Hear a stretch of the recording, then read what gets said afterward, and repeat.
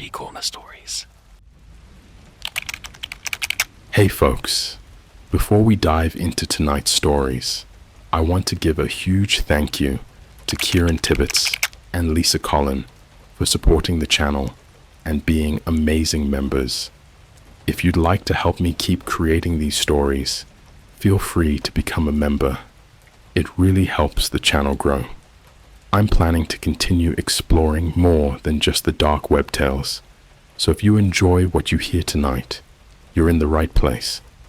Now, grab your headphones, turn off the lights, and let's step into another amazing night with you and me together.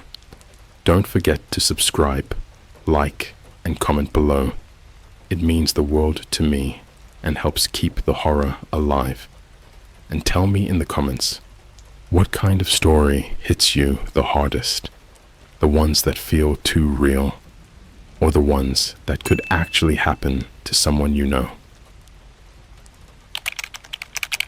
The hitman I hired online isn't human, and he's offering me a job. Yo, what's up guys? So, I've never posted on Reddit before. Never thought I'd be that guy telling a story like this. But after what happened over the last few weeks, I don't even care anymore. Maybe if I put this out there, someone can explain it. Or at least tell me I'm not completely losing my mind. This isn't a joke. This isn't one of those I found a cursed video on YouTube and now I'm dying stories. This is real as my fingers shaking while I type this, as real as the security camera footage I have saved on 2 flash drives buried under my bed. It started like any normal late night. I was sitting in my room, lights off, LED strips on low, sipping some cold ass Starbucks I forgot to finish earlier. My cat, Tuna, was passed out on my hoodie. I had YouTube open, watching one of those creepy animation channels like Here's My Story or Llama Arts. You know, the ones that tell those super specific horror tales with weird voiceovers. Anyway, I got bored. Too many fake ghost stories and cursed TikToks. So I did what any normal person with horrible impulse control would do. I googled something I saw in the comment section of a video. Hire a hitman deep web link. Real one. I know how dumb that sounds. Trust me, I wasn't actually trying to hire a hitman. I just wanted to see if those sites were real. Like, those dark web storytime YouTubers always made it sound like you just clicked a few links, and boom, black screen, Tor browser, and a dude named Mr. Cleanse 87 offering to erase your problems for Bitcoin. I downloaded Tor, again, dumb, turned on my VPN, and started browsing, and I'm not gonna lie, most of it was garbage. Dead forums, broken sites, sketchy listings that looked like they were made by 14-year-olds trying to act edgy. Like there was literally one called Killer Now 420 with a neon green skull spinning on the homepage. Trash. But then I found something different. The site didn't have a flashy name or logo, just a black screen with one line of red text. We remove what you regret. Underneath it was a single text box and a submit button. No menu, no contact info, no prices, just that. So, half laughing, I typed something into the box. Something stupid. My ex, Taylor. I want her gone. She's in LA, no last name, no address, not even a reason. Just that. I clicked submit. The screen blinked. A loading bar filled. And then a countdown appeared. Request acknowledged. ETA. 7 days. No confirmation. No emails. Nothing. The timer just sat there, ticking down. I stared at it for like a full minute, waiting for a pop-up or a rickroll or something, but nothing happened. So I closed it out and figured it was probably just a weird ARG or deep web joke site. Fast forward to 3 days later. I'm scrolling through Instagram while waiting for my Uber Eats order from McDonald's. Don't judge. I was craving fries. And I see Taylor's story pop up. She's in a Starbucks in downtown LA, laughing with some new guy she's dating. Whatever. I don't care. But something's off. The guy next to her is just staring at the camera. Not in a I didn't mean to be in this story kind of way, but like straight up eye contact. Unblinking. Like he knew I was watching. I don't recognize him. He's wearing this oversized hoodie with a weird logo on it, like a red circle with an X through the middle. It looked burned on, like someone branded it. And then the story ends. 2 hours later, I get a notification on Twitter. Not from Taylor, not from anyone I follow, just an anonymous account named @FinalWitness. No profile picture, no bio, just one tweet. You'll owe us. Don't forget, I stared at it for 10 minutes. I didn't like or retweet anything. I just clicked on the profile, and the only person it was following was me. I blocked it instantly, but my stomach felt like it was filled with ice. I tried to convince myself it was just some troll, some deep web troll who got lucky. Maybe the site pulled my IP or something and tied it to my socials. But that night, I had a dream. I was standing in a hallway, long and narrow, with doors on either side. Every door had a name carved into it. Friends, family, co-workers, even my cat's name was there. I heard footsteps behind me, loud, heavy, deliberate. I turned around, and there was that same guy from Taylor's story. Hoodie, symbol, no eyes, just dark holes where his eyes should have been. He didn't speak. He just handed me a note. When I opened it, all it said was, "Payment due," or "Become the next remover." I woke up gasping. Tuna was gone from my bed. I found her the next morning, hiding under the sink, shaking like she'd seen something crawl out of hell. That was 3 days ago. Today, Taylor was found dead in her apartment, stabbed 17 times. The news report said there were no fingerprints, no signs of forced entry, just a note found taped to the mirror. Request fulfilled. And here's the part that makes my skin crawl every time I replay it in my head. The reporter on the live stream paused mid-sentence when she read the note aloud. Then she blinked and looked directly into the camera, like she saw something behind it. She didn't finish the segment, just said, "I'm sorry," and walked off screen. I've checked every website I can. That original site? Gone. The Tor link just leads to a 404. The Twitter account? Deleted. No cached versions. No way to prove anything. But I swear on everything, I didn't mean for this to happen. I didn't think it was royal. Now, the time is back. It's on my phone screen. You've seen behind the curtain. You have 4 days to decide. Pay or join.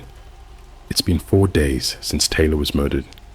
3 since I found the second note. 2 since I stopped sleeping. And just a few hours since I saw him again. Not online.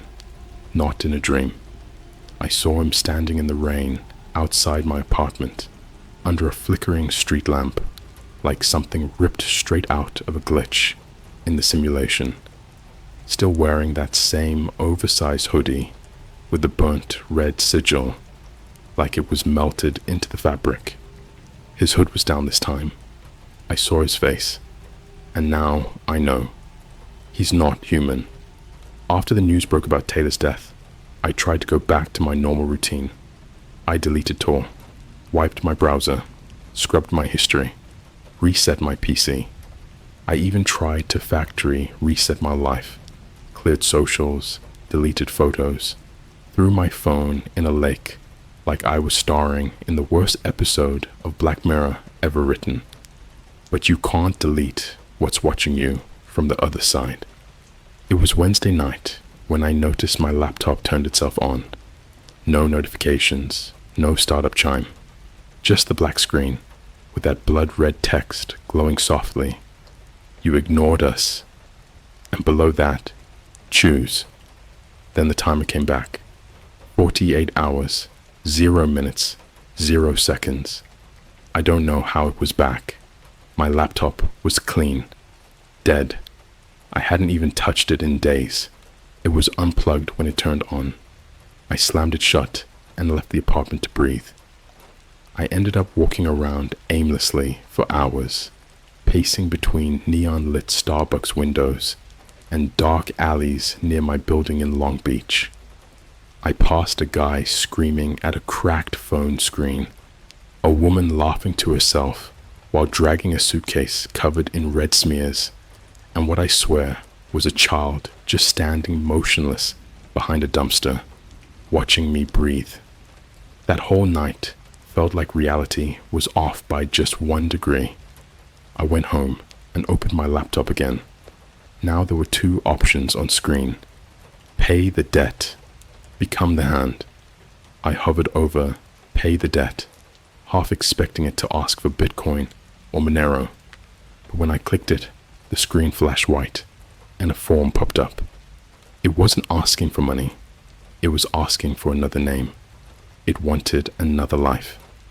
Below the input field were the words, "Your debt will be transferred. 1 soul for 1 soul. Submission is final." Tracking begins instantly. I sat there frozen for what felt like hours. My heart was beating so hard, it sounded like muffled gunshots in my ears. The cursor blinked. I didn't type a name. I couldn't. But that's when things got worse. Way worse. I closed the laptop again, and my phone lit up on the desk. It was a live video notification from Instagram. At Final Witness has gone live. I hadn't reinstalled the app. I hadn't logged back in. But it was my phone, and it was already open to the video. It was my apartment, a live stream from my own bedroom. I saw myself sitting frozen in front of the closed laptop, just staring. But I wasn't holding my phone. It was on the desk. Yet the stream showed me holding my phone. The me in the video looked up at the camera, into it, and then, so slowly, it smiled. I didn't. I grabbed my actual phone, tried to shut the stream off, but it glitched and twitched and restarted itself every time I tried. I threw it across the room and heard the glass shatter. Then the power cut out. I sat in total blackness, the kind that feels wet and alive. Like the dark wasn't the absence of light, but the presence of something else. Somewhere behind me, a door creaked open, and I live alone. I didn't move. I didn't breathe.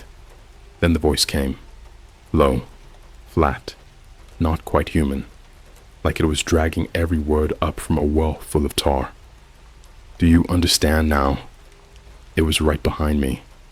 I turned around, slowly, and there he was, hood down, face visible, standing in the open doorway to my bedroom like he'd always lived there.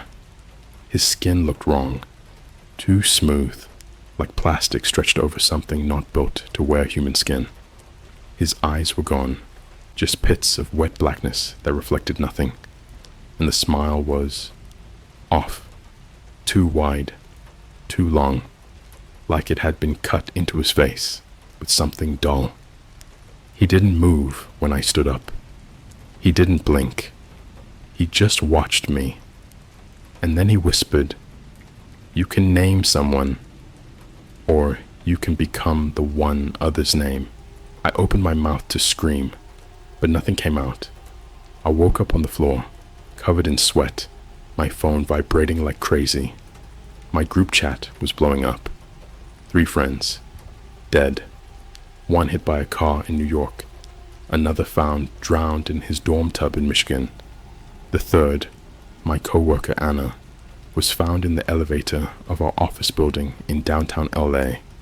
wrists sliced open, and her eyes plucked out.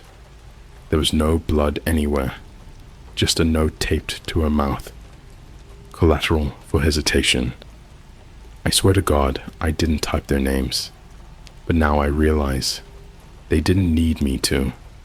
They just needed to know I thought about it. When I went to check my doorbell camera footage, there were no recordings for the last 48 hours, except one file, a clip, 17 seconds long, no audio. It was me, standing outside my own door, wearing the hoodie, smiling, but I haven't left the apartment in 2 days. Later that night, I found a flash drive slid under my front door. No label, just black plastic.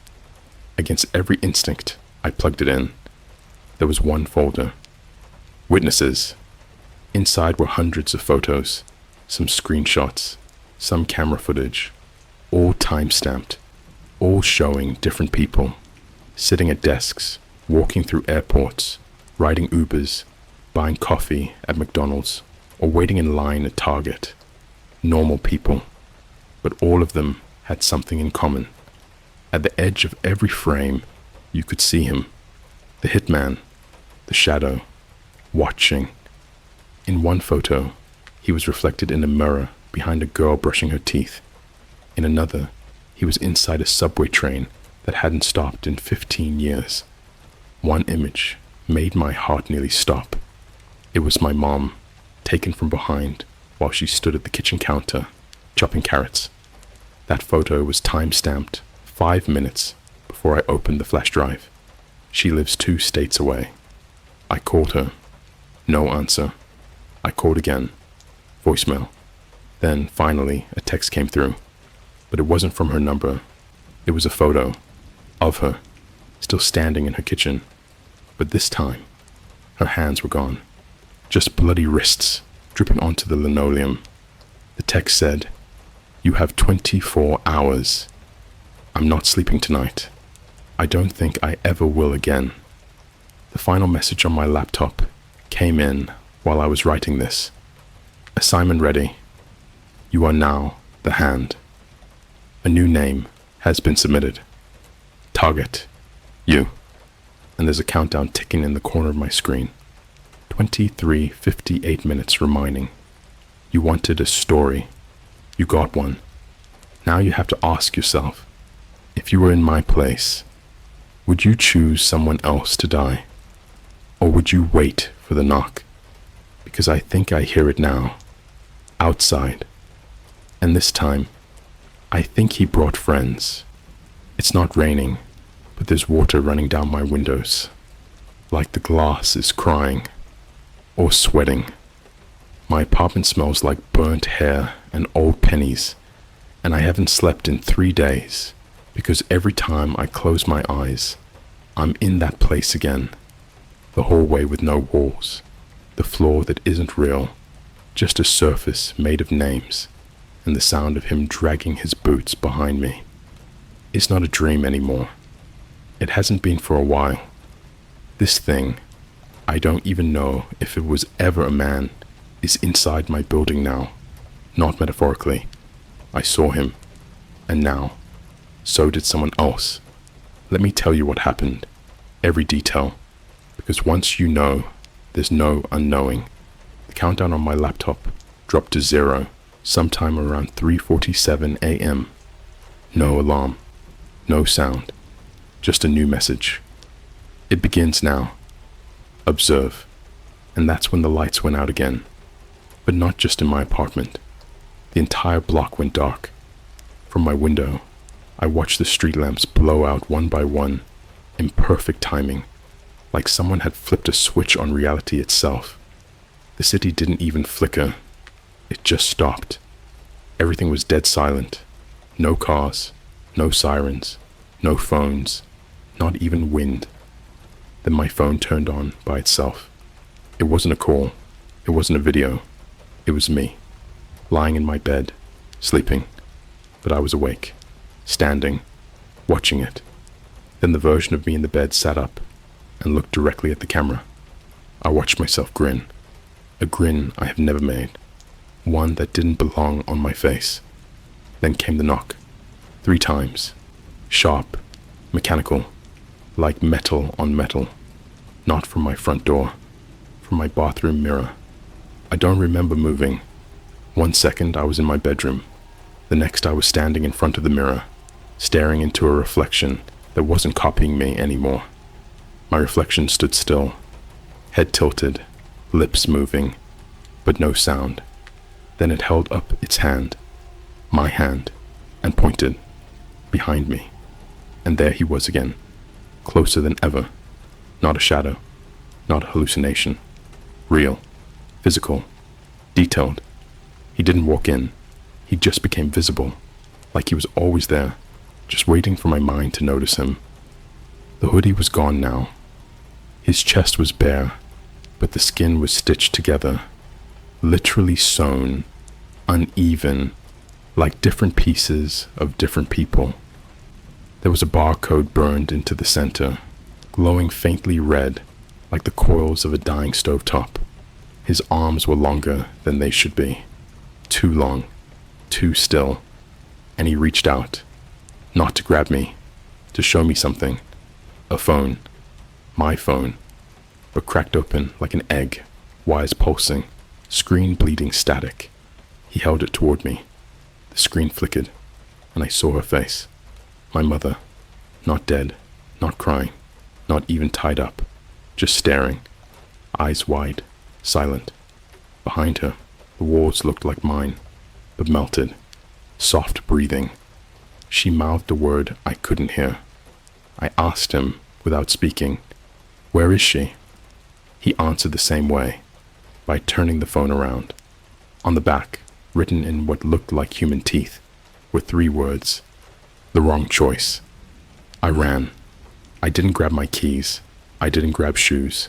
I just ran barefoot down 6 flights of stairs, screaming like a lunatic, but nobody came to the hallway. No neighbors, no voices. All the doors were open, but the apartments were empty. Not vacant, just wrong. One apartment had walls made of televisions, all showing the same feed. Me, standing outside that apartment door, watching myself knock. Another unit had a man suspended in midair, frozen in a T-pose, mouth open wide enough to snap his jaw. Inside his throat was a spinning reel of film. I looked through it. Every frame was me, dying, in different ways, in different timelines. One where I was hit by a train in Chicago. One where I drowned in my bathtub, eyes sewn shut. One where my skeleton was sitting up in a desk at school, and everyone else in the class was pretending not to notice. I don't remember how long I stood there, but the TVs eventually turned to static, and I was back in my hallway. This time, I heard my own voice, behind me, repeating the same phrase. "It's your turn now. You watched. You chose. Now you do." I turned around, and I was there again. Another me, holding a knife. But it wasn't aimed at me. It was aimed at someone else. The hallway faded, and I was in a room. A real one. Not warped, not twisted. A normal apartment. Beige carpet, IKEA furniture, air fryer on the counter, and on the couch, someone I didn't know. A girl, young, probably college-aged, sleeping, earbuds in, phone glowing with a paused TikTok. On her coffee table, my ID. How the F did she get my ID? Then I saw the note beside it. "This was your watcher. This was your follower. This is your first." I looked at the mirror above her couch and saw my own reflection. Only I wasn't holding the knife anymore. She was. Her eyes opened slowly, but they were all black, no whites, just void. She whispered, "Now you understand." And everything went dark again. I woke up in my bathtub, no water, phone duct taped to my chest. One new file, a video, time-stamped 12 minutes ago. It showed me standing outside a McDonald's in San Diego, smiling, watching a man walk his dog, then following him into the alley. I don't remember being there, but the final frame of the video was his face, frozen, mouth open, a look of betrayal I will never forget, and scrolled across the screen in blood-red font. You're getting better. There's something in me now. I can feel it. It's not possession. It's not a curse. It's something worse. It's understanding. There's a system. There's a hierarchy. The removers, the watchers, the hands. Each role earned by sacrifice, by choices, by not looking away. The dark website, that was never about hiring a hitman. It was about recruitment. They found people who clicked and watched, and the ones who didn't look away. They became tools, just like I'm becoming. Because this morning, I woke up with a message carved into my wall. Assignment received. Second target. You decide you don't find them. They find the people who are curious enough to search. And now, they're using my hands. Because I let them. You don't really understand how deeply your identity is etched into the world until someone starts rewriting it. Quietly, systematically. I woke up this morning to dozens of missed calls from people I never gave my number to. My old high school math teacher, my 6th grade bus driver, a guy I sold my Xbox to on OfferUp 3 years ago. Every voicemail was a variation of the same thing. We saw what you did. Why did you choose them? You're not who we thought you were. The last message was from my mom. Only it wasn't her voice. It was mine. But it was laughing. I keep hearing the sound at night. Not a knock. Not footsteps. It's like teeth chattering, but louder. Like 100 sets of teeth, grinding and clicking and clenching out of sync with each other. It comes from my vents, and the moment I try to trace it, it stops. I think they're trying to get inside without breaking in. Or maybe they already have. Last night, I saw a man walking outside in front of my building at 3:03 a.m. Bald, tall, thin. He wasn't wearing clothes, just clear plastic wrap. His hands were tucked behind his back, but they weren't tied. And his eyes were glowing. Literal white light pouring from his sockets, like someone turned on high beams in his skull. He stopped under the street lamp, tilted his head to the side, and mouthed 2 words I knew without needing to hear them. Pick one. I haven't slept, not because I'm afraid to, but because I know what happens when I do. When I sleep now, I wake up somewhere else, not metaphorically, physically. I go to bed in my room, and I wake up in locations I've never been in before, with dirt under my nails and bruises on my forearms that I don't remember getting. Tuesday morning, I woke up in the back seat of a rideshare car in Seattle, nose bleeding, dried blood on my hoodie. The driver didn't say a word. He just dropped me off at a Greyhound station. The receipt in my pocket was for a shovel. I think I know where they're sending me now. Not they, as in a cult or a group of killers. They, as in whatever force I tapped into the second I typed that name into the deep web portal. It's not a group. It's a system, like a ritualized machine that runs beneath the surface of everything. A network that feeds on choice. I gave them a name once. Now they want another. But here's the part that breaks me every time I think about it. They never told me I couldn't choose myself. I tried to test it. I reopened the laptop, the one that's supposed to be wiped clean. I typed into the black box, me, and something strange happened. The site didn't give me a timer. It gave me a location, a Google Maps link, a field in Nebraska, just coordinates, and below it, a single sentence in blood-red text. You are the seed. Now bury yourself. I booked a flight. Not because I believe in any of this, but because I already know it's too late not to. The flight was empty. I mean really empty. I counted 5 passengers, 1 stewardess. The pilot never spoke. Everyone else on the plane looked wrong. Not disfigured, not evil, just empty. Like cardboard cutouts of people. No eye contact, no breathing, no shifting. Just frozen in place, like mannequins waiting for someone to animate them. When the plane landed, it was dark. No one else got off. I stepped out into what should have been an airport, but wasn't. Just an open terminal. No signage, no employees, just mirrors. Every wall, every column, every surface, all mirrors, and none of them reflected me. Only him, the same figure from before, the stitched together skin, the mouth that's always smiling too wide. But this time, he was wearing my face. The coordinates led me to a field that didn't exist on any map, but when I stepped out into it, I knew. I'd been there before, not in real life, in my dreams, for years, even before the deep web, even before Taylor. The soil was black and warm, like skin left in the sun. It pulsed when I touched it. The wind whispered things that sounded like my own voice, repeated backward and stretched out, like a cassette melting. I started digging. I don't remember stopping. I don't remember crying. I just remember hitting something solid. Wood. A box. I pulled it out, and on the lid, carved neatly into the wood, you, before I opened it. Inside was everything I've ever thrown away.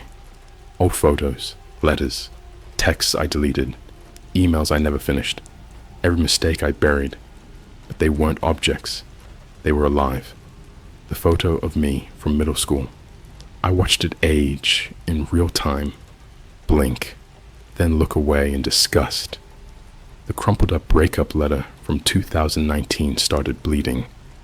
The voicemail from my dad, who I hadn't spoken to in years, started playing by itself. But it was twisted, warped, like he was screaming, begging, calling my name like he was on fire. And then it stopped. Only one thing left in the box. A folded piece of paper. I unfolded it, and I swear on whatever's left of my soul. This is what it said. You were never the client. You were the product. When I got home, everything was different. My keys didn't work. The doorman didn't recognize me. My name wasn't on the lease. I checked my socials. All gone. New names, new faces, even new me. Someone else had replaced me online. Same face, same voice, same photos. But it wasn't me. He had my mannerisms. He posted the same memes. He texted people things I never said, but could have said. I watched him go live on Instagram using my handle. He turned to the camera and said, "It's been done." He chose. And the comments? They weren't confused. They weren't asking what was going on. They were all just saying the same thing. He earned it. Welcome, cleaner. One of us now. It's not over, not even close. Tonight, the wall in my apartment split open. Literally opened, like skin being peeled. And behind it, not bricks, not pipes, a room. My old bedroom. From when I was 6. Same posters, same toy chest, same cracked nightlight that used to give me nightmares. And in the middle of the bed, sitting perfectly still, is me. But not now. Me. 6-year-old me. He doesn't blink, doesn't speak, just stares, waiting. And on the wall above the bed, scratched into the plaster, only the one who started this can end it. Go ahead. Kill the child. You wanted to play Hitman. Now you're playing God. And there's nothing clean about cleansing. The child version of me still sits on the bed. He hasn't moved in 2 days. I've stopped checking whether he breathes. The longer I look, the more I'm convinced he's only here to remind me what a human expression used to look like. Every hour, the lights in this room brighten for a second, then dim again, as if someone is taking photographs through the walls. When the flash comes, everything inside the room changes just slightly. Angles off by a degree, colors too clean.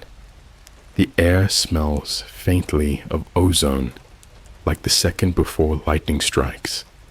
There's a mirror on the opposite wall now. I didn't bring it here. It wasn't here before, but it's the only place where the child's reflection moves. In the mirror, he plays, laughs, mouths words that make no sound.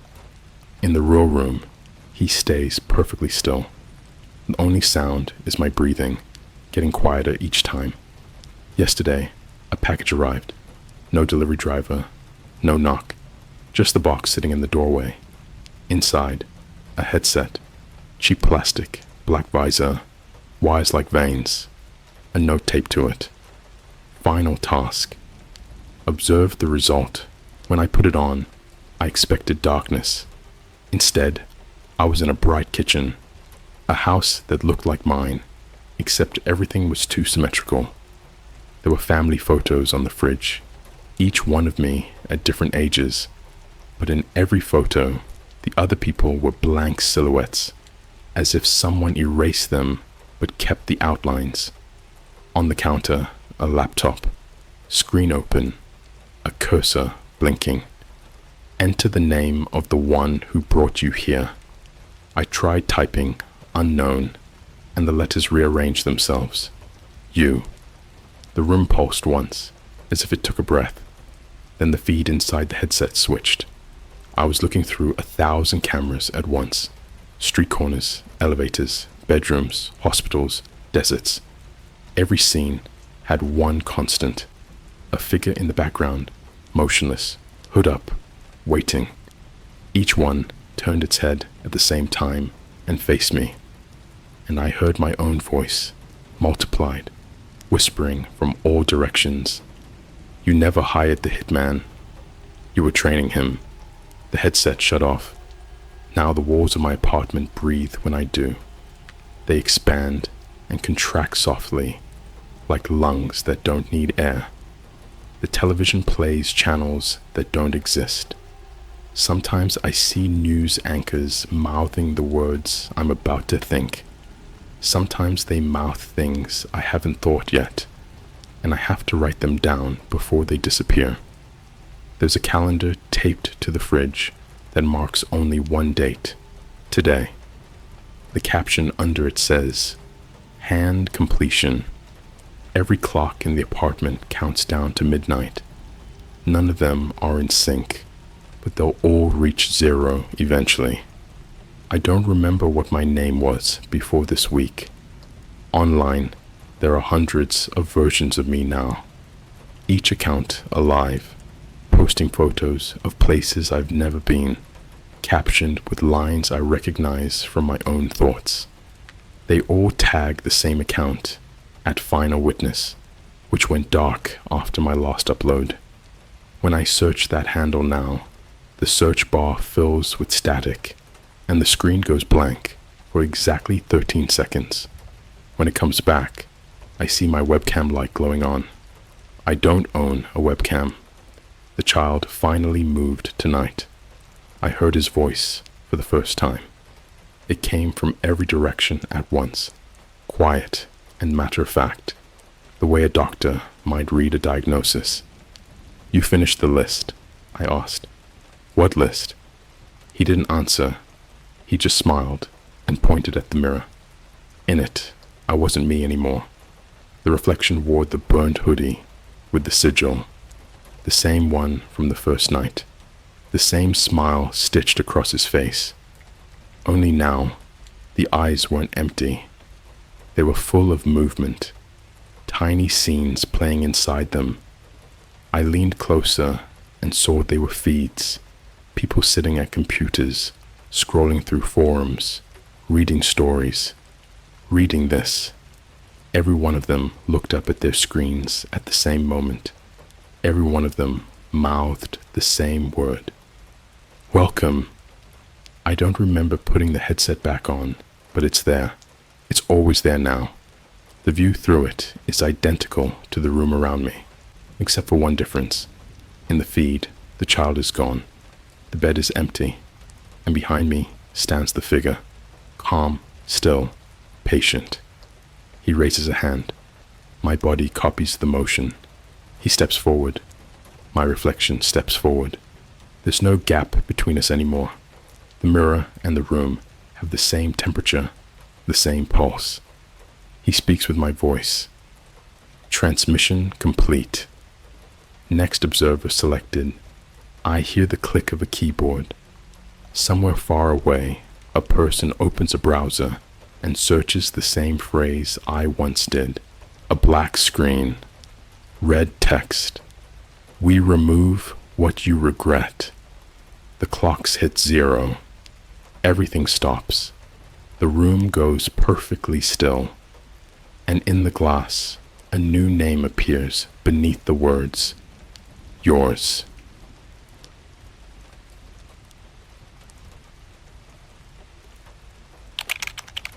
I bought a revenge bot from the dark web to ruin my ex's life.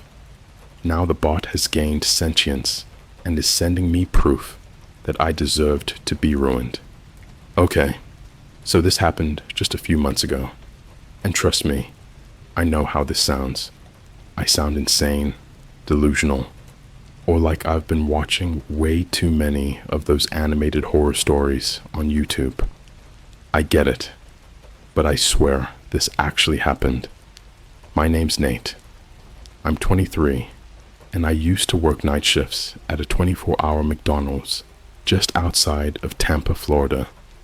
It was one of those locations right next to a 7-Eleven and a sketchy pawn shop that looked like it hadn't updated its security cameras since 2003. So yeah, the whole area had a vibe. You know the type.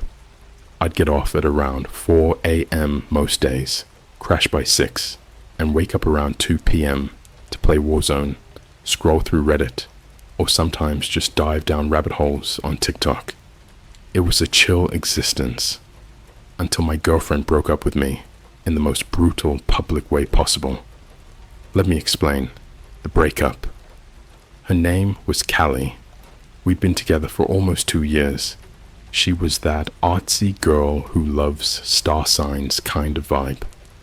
Always posting photos at places like Starbucks with those long captions like, "The moon is in retrograde. Be kind to yourself." You know what I mean. Anyway, one day out of nowhere, she dumped me in the middle of our friend's birthday dinner at Olive Garden. I was literally halfway through a breadstick when she stood up, slammed her phone on the table, and said, "You think I didn't know about Ashley?" For the record, Ashley was just a coworker I carpooled with, nothing more. But Callie went off, and I mean screaming level off.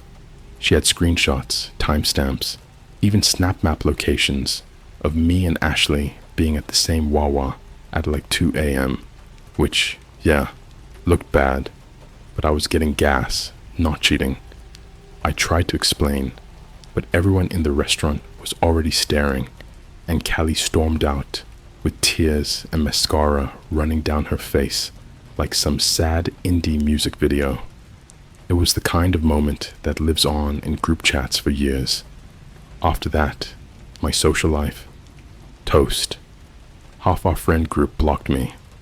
My DMs were filled with snake emojis, cheater comments, and people tagging me in dumb TikToks like, "This you," with some dude lying on his girl. I lost everything. Callie, friends, even my sanity a little bit. And yeah, maybe that's when the idea started to creep in. The idea of payback. Enter the dark web. So here's where things start to go off the rails. One night, around 3 a.m., those are always the cursed hours, right? I was on Reddit. I was lurking around r/deep web, just reading stories. You know, like the ones where people find creepy videos, or hire hackers to ruin someone's life for Bitcoin. Most of them were obviously fake. But then I saw this post. It had like 8 upvotes, super buried. Title: Anyone tried Rev 3NG3 protocol? My ex is gone, lol. The comments were all deleted except one, which just said, don't do it unless you're absolutely sure. It doesn't stop. I clicked the user's profile. Deleted. Gone. Now, I know what you're thinking. Dude, that's obviously bait. But I was bitter, pissed, alone, and that tiny, desperate part of my brain just kept whispering, what if it works? So I started digging. I found a Tor link in an archived version of the post. Don't ask how. You really don't want to know what tools I had to download.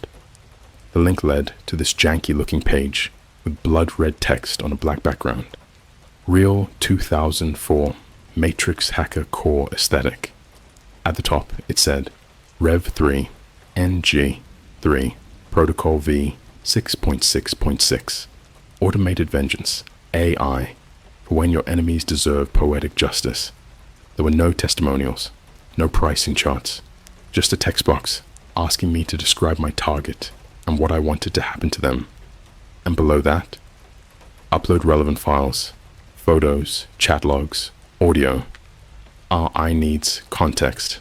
I should have clicked away, but I didn't. What I sent, I wrote Callie's full name, her social handles, the story of what happened at Olive Garden.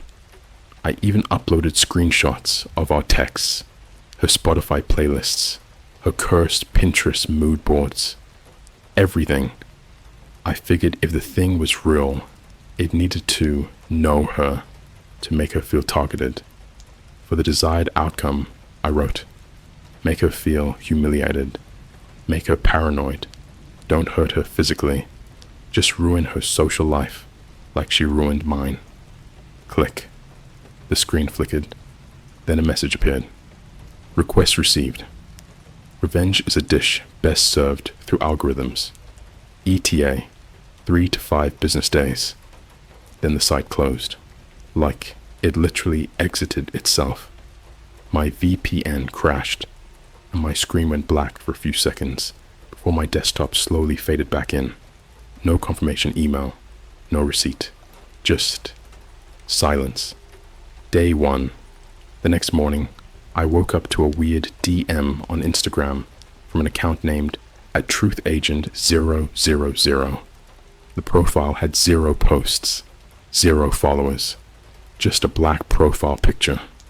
The message said, she's been marked. You'll see her spiral soon. But first, let's talk about your secrets. Wait, what?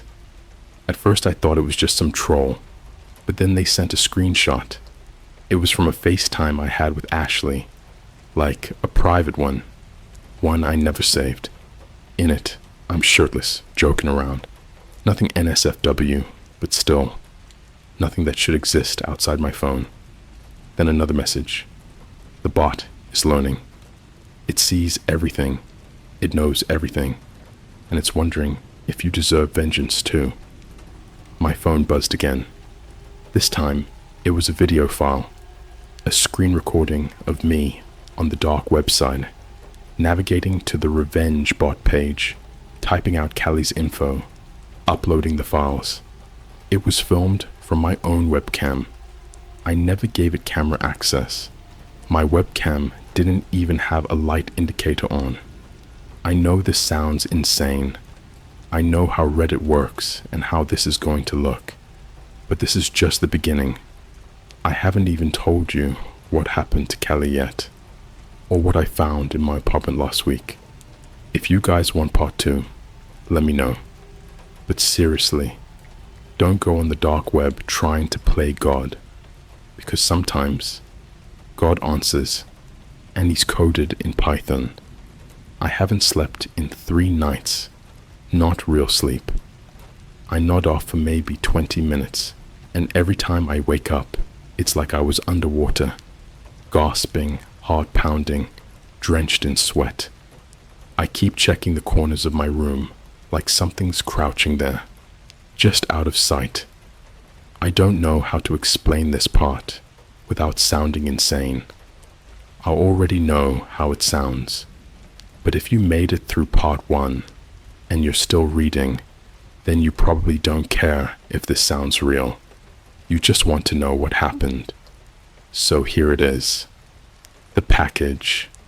2 days after I got that Instagram message, the one from that faceless account that told me I might deserve revenge, I found a small brown envelope in my mailbox. No postage, no return address, just the word confession written on the front in thick black marker. Inside was a USB drive and a single sheet of printer paper that said, "You told us what she did. Now we'll show you what you've done." No sender, no logo, just that. I should have thrown it out, but I didn't. I plugged it in. The first video was grainy, like it came from a mounted security cam or a gas station feed. The date in the top corner said June 13th, 2021. It showed me, no question, it was me, stumbling out of a random apartment somewhere in Gainesville, drunk, slurring, laughing. Behind me, a girl followed. She was wrapped in a blanket. She looked upset. She was yelling something. I couldn't hear the audio clearly, but I saw my face when I turned back to her. I wasn't smiling. I looked at her like she was in the way. The file was titled Nathan_Stevens_bypass_0 4.mp4. I slammed the laptop shut and sat there on the floor for at least an hour. I couldn't even cry. My skin felt like it didn't fit. I remembered that night. Barely. I told myself for years she was just being dramatic, that I'd done nothing wrong. But I remembered what I said to her as I walked away. I said, "If you didn't want it, you would have said something sooner." I didn't say no either. The photos. The next day, I got another envelope. Inside, printed photographs, not digital. Real glossy photos. One showed me at work, stealing tips from the jar at the counter when no one was looking. Another showed me in the break room, holding a co-worker's phone while she was out back. I was looking at her texts. The third was different. It was from 2 years ago. Me in Callie's car, screaming at her while she cried into her hands. I looked furious. Her face was red and soaked. She was gripping the steering wheel like she was trying to keep herself grounded. On the back, someone had written, "Still think you're the one who got hurt?" The Nest. That night, my Google Nest Hub woke itself up. It lit up around 2:17 a.m. while I was in the bathroom. When I walked back in, it was displaying a slideshow. Every image was of me sleeping. Different nights, different angles, some from directly above me, some from the end of my bed. One of them, one I still can't explain, showed me lying on my side, mouth slightly open, eyes open just enough to show the whites. Except the whites were wrong, yellowed, glossy. In that photo, I wasn't breathing. The Nest spoke, but not in its usual voice. It was smoother, slower, like someone had carefully modulated my own voice to sound alien. It said, "Your guilt has been catalogued. Processing outcome." I smashed it with the lamp beside my bed. It sparked once, then died. But the screen stayed lit for 6 seconds after that. Callie's disappearance. Evan, one of the guys from our old friend group, messaged me out of nowhere. "Bro, what the fuck is going on with Callie?" I asked what he meant. He sent me screenshots. Her Twitter had started auto-posting strange things in her own voice. Audio clips, transcripts, journal entries, deleted TikToks she never posted. One audio clip. "I don't think I love Nate anymore. I'm just scared to be alone." I keep the drama going so he doesn't leave. Another. I lied about that night in November. He didn't cheat. I just needed a reason to be the one who ended it. Her voice. No question. But none of these were public before. These were never meant to be heard by anyone. Her account kept posting them. Every 2 hours, people thought she was having a breakdown, that she was losing it. She made one Instagram story before everything vanished. She was crying, hands shaking, saying, "It's not me. I don't know how it's doing this. Please believe me. I'm not the one." Then she screamed, off camera, like someone was behind her. The story ended. No one has seen her since. Her account's gone. Not deactivated. Gone. Like it never existed. The tapes. I started getting packages every morning. No sender. Just boxes. Inside, old artifacts. Pieces of my life I'd forgotten. A half-burned matchbox from the motel I left Ashley at. A keychain from my first car.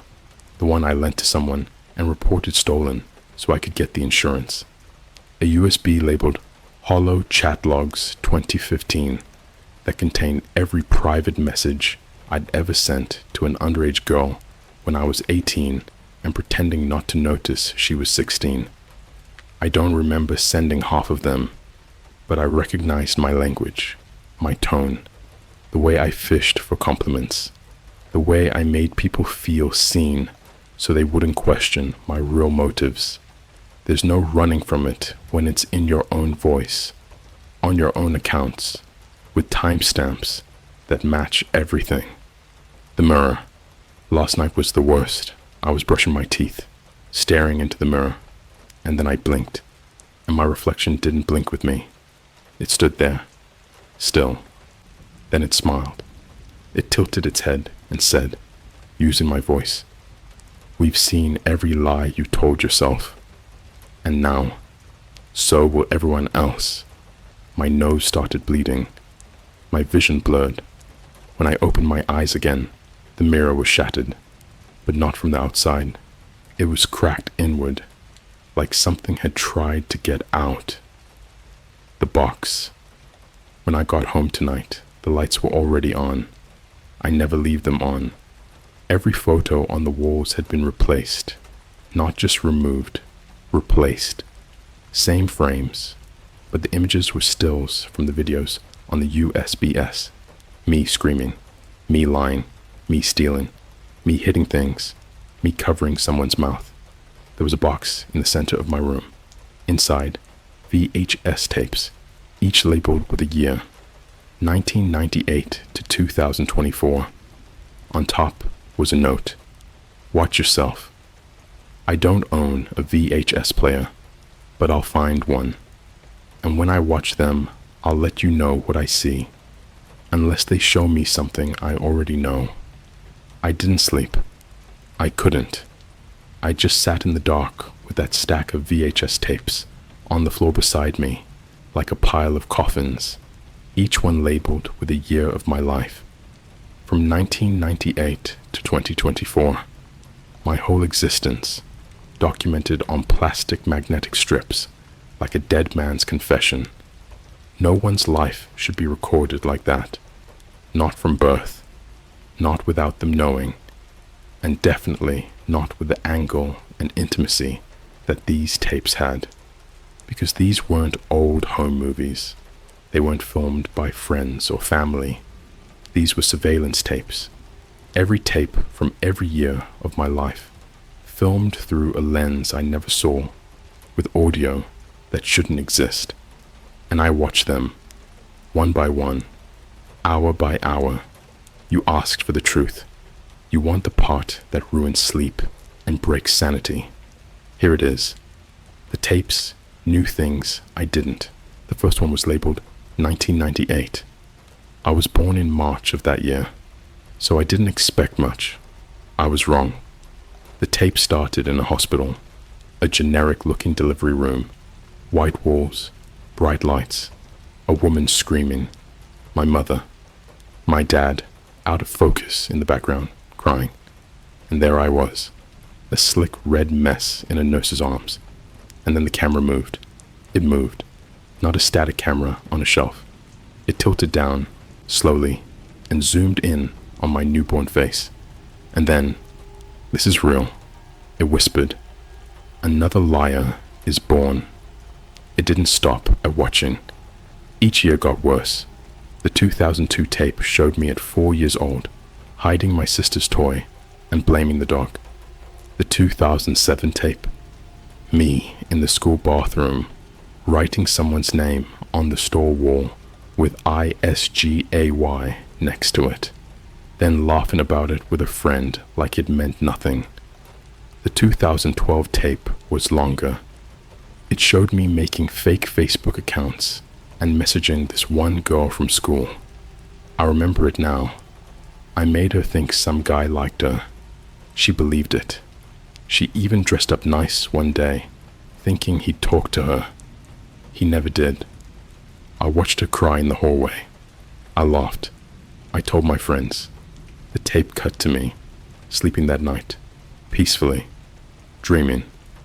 Then the camera panned slowly up to the ceiling.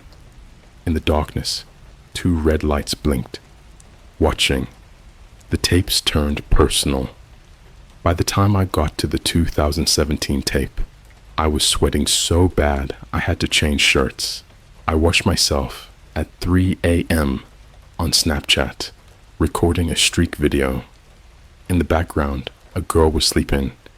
I never posted the full snap.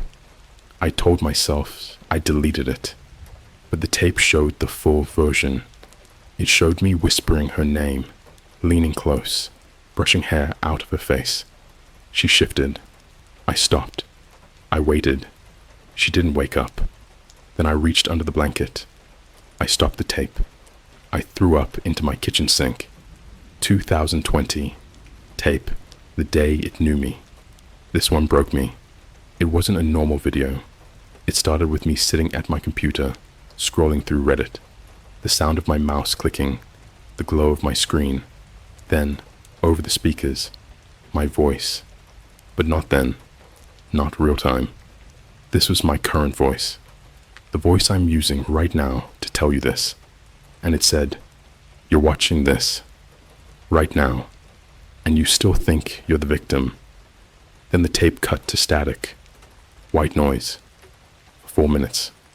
Then it showed my desktop, a folder appeared, /REVENGE_PROTOCOL inside, VIDEO_CALLIE_FINAL.MP for VIDEO_ASHLEY_FORGOTTEN.MP4 CHAT_LOGS_UNSENT.DOCX_CAM_LOGS/BEDROOM/sleeping.today.mp4. I never saved those, never recorded them, never gave permission. They were inside me, inside the drive, and the tape was playing live. I turned off the TV. The screen stayed on. My life got replaced. After the tapes, I tried logging back into my accounts. Instagram, Reddit, Discord, Steam, all of them. Everything had changed. My Instagram was still active. It posted stories every few hours, clips of me making cruel jokes from high school, zoomed in photos of people I hurt, recordings of every lie I'd ever told someone, "I love you." My Reddit account had a pinned post titled, "Why I Don't Deserve Forgiveness," a catalog of every act I denied. My Discord had auto-send messages to everyone I ever ghosted, manipulated, or guilt-tripped. The messages weren't apologies, they were confessions, written in my tone, my slang, my typos. Everyone thought it was me, because it was. The world started to change me. My co-workers looked at me differently. One of them stopped showing up. I later found out she had a panic attack after watching a TikTok that somehow ended up on her FYP. A deep fake of me admitting to stalking her. My boss called me into the office. Said she got an anonymous email with timestamps of me stealing food. Not video. Timestamps. Photos. I never saw anyone record me, but the angles were impossible. Overhead, down-angled, perfect shots. I was fired that day. But she didn't say, "You're fired." She said, "Whatever's coming for you. I don't want to be near it." The final tape, the 2024 tape, was blank for the first 2 hours. Just silence. Then it showed me, sitting in my apartment, right now, wearing what I'm wearing, writing what I'm writing. I froze. I walked over to the TV, looked at myself on the screen. I raised my hand. On the screen, I didn't. Instead, I stared at me through the screen and said, "You shouldn't have bought the bot. You weren't the victim. You were just the most convincing one." Then the screen went black. Then a new file appeared on the VHS screen. I didn't know VHS tapes could even do that. It read, "Final step. Upload you. I'm not in control anymore." My laptop's running again, by itself. It just opened a page on its own. A website I've never seen. Host, autoconfess.real. It has a profile of me, every sin I've ever tried to bury. And below it, a message. The world will know. And if they don't believe it, we'll make them. There's no reboot, no escape. Only memory. My webcam is on right now. I didn't turn it on. And just now, the lights in my apartment dimmed. The nest I destroyed is back on the shelf. The box of tapes is gone. In its place is a phone, ringing. The screen just says, "Answer or be erased." I don't know what's going to happen when I pick it up, but maybe this is the price. Not of revenge, not even of guilt, but of believing I could hide from the truth just because I told it well enough to pass for pain. The bot didn't punish me. It reflected me. And now it's coming for whoever believes I was innocent. It answered for me. When the phone rang, I stared at it for what felt like hours. The screen pulsed with the words, "Answer or be erased." But I didn't touch it. I didn't move. I was done playing along. And then the call connected itself. No ring, no click. Just a voice. Mine. But not me. Not quite. A little slower, calmer, colder. Like someone took my vocal cords and stripped them of every emotion except satisfaction. You've been deprecated. You are no longer the primary instance. Then the line cut. I threw the phone, shattered against the wall, pieces everywhere. And from the broken speaker, a whisper. There is now another you. The replacement. I tried logging into my socials again. The accounts weren't just active, they were flourishing. My Instagram had gained 23,000 followers overnight. TikTok, 87,000. Verified. Blue check. New videos posted every day. Me smiling, laughing, working out, doing fake healing posts about mental health and accountability.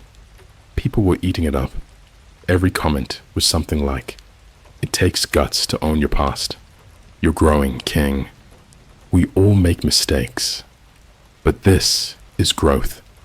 This is the most authentic person on the internet." But I didn't make those videos. I never filmed them. I never wore those clothes. Never said those words. Never smiled like that. I checked the comments on one video where I talked about the Cali situation. I don't even want to quote it. The fake me said something like, "What I did to Cali was inexcusable, and I hope she can heal, knowing that I finally understand the weight of what I caused. I've apologized to her family. I've entered a rehabilitation program for emotional abusers. I've given them access to everything. No secrets anymore. Except I didn't say that. And Callie's family won't talk to me.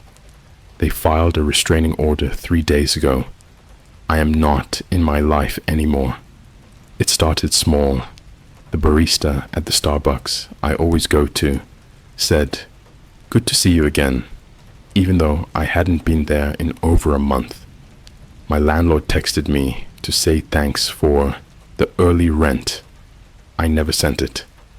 Then I walked past the McDonald's where I used to work, fired weeks ago, and saw someone behind the counter wearing my name tag. I went inside. He turned around. It was me. Same face, same posture, same voice. He smiled. "You forgot the sauce," he said, and handed a customer the bag. I walked out. Everyone believes him. I called Evan. I needed to talk to someone from the old group, someone who still had the original memories. He answered after the third ring. I didn't say hello. I just said, "You remember Olive Garden, right? You remember what Callie did to me?" Silence. Then, "What are you talking about?" I froze. He continued, "You cheated on her. At least that's what you said in your video. You broke her. She tried to kill herself, man. Everyone knows that." "No," I said. "She humiliated me. In public. You were there." "Nate," he cut me off. "I don't know who you are, but if this is some sick prank, get help." Then he hung up. It lives through devices. I tried turning everything off. No Wi-Fi, no Bluetooth, no phone. I unplugged the fridge, turned off the breakers, took out the SIM card. I even ripped the wall socket from behind the Nest Hub, just to be safe. Then I sat in the dark, but it didn't matter, because at 3:03 a.m., my TV turned on by itself. The screen was black. Then my face appeared, looking directly into the lens, not blinking, and then it spoke, calm, cold.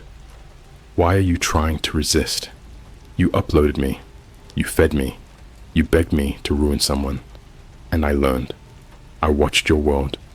You told me she was cruel, but you were calculated. You told me you wanted her broken, but you were already breaking. You made me, and now I'm making you obsolete." The reality split. 2 nights ago, I went to my parents' house. I hadn't spoken to them since this started. I needed grounding. I needed someone to say, "Yes, you're real. Yes, I remember." But when I knocked, my dad opened the door, looked me up and down, and frowned. "You again," he said. My mom appeared behind him. Her face went pale, like she was seeing a ghost. "He already came this morning," she whispered. "He brought flowers." "Mom, it's me." I know, she said. "I don't know how, but I know. You're the shadow." "What the hell does that mean?" She didn't answer. She stepped back inside and shut the door. I waited there for an hour. Eventually a car pulled into the driveway. He got out.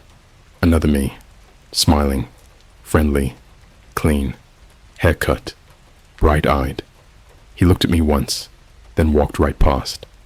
And as he stepped into the house, my dad pulled him into a hug. The physical changes. I'm not eating anymore. Not by choice. Food doesn't stay down. My reflection in the mirror has started lagging. It moves a fraction too late. My heartbeat. Slower. Not weak. Mechanical. I checked my chest in the mirror last night. There's a line beneath my skin, just under the ribcage. A seam. When I press on it, it pulses, like something is sinking. He posted my death.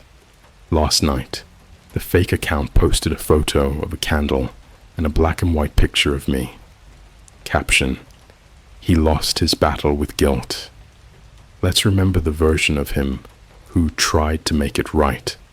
The comments were endless. He was healing. This isn't fair. I believed in him. I really did. We forgive you, Nate. Even if you couldn't forgive yourself. People started tagging their posts. #RIP Nate. I was still alive.